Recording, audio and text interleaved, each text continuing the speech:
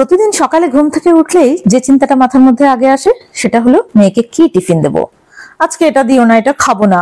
একদিন তাদের এক এক রকম বায়না।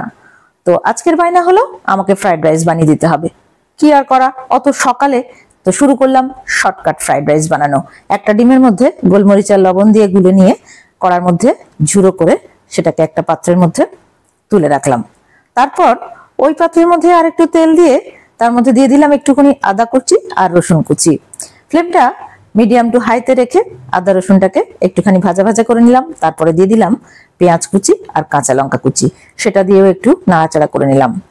একটা গাজর গ্রেট করে রেখেছিলাম আর অর্ধেকটা ক্যাপসিকাম কুচিয়ে রেখেছিলাম, সেটাও দিয়ে দিলাম। দিয়ে লবণ আর গোলমরিচের গুঁড়ো দিয়ে সেটাকেও একটু ভাজা ভাজা করে নিলাম।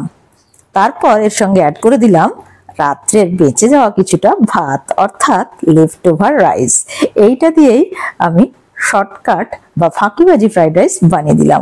স্বাদ অনুযায়ী লবণ দিয়ে দিলাম আর গোলমরিচের গুঁড়ো দিয়ে দিলাম। খুব ভালোভাবে মিশিয়ে নিতে হবে। তারপরেই ওই যে ডিমের ঝুড়োটা করে রেখেছিলাম সেটা দিয়ে দিলাম। সেটা দিয়ে বেশ ভালোভাবে মিশিয়ে দিলাম। তারপরে একটা ছোট বাটিতে কিছুটা ভিনিগার আর সয়া সস 1 চা চামচ করে নিয়েছিলাম, সেটা দিয়ে দিলাম। এটা দিয়ে বেশ ভালোভাবে মিশিয়ে নিলেই একদম রেডি আমাদের ফাঁকিবাজি ফ্রাইড রাইস। তো এইভাবে দিলে বাচ্চারা বেশ খুশি হয়ে খেয়ে নেবে। তাহলে এইভাবে একদিন ট্রাই করো। ভিডিও কেমন লাগলো কমেন্ট করে জানিও। ভালো লেগে থাকলে লাইক কমেন্ট শেয়ার করো আর চ্যানেলটাকে সাবস্ক্রাইব করে দিও। Thank you so much for watching. By.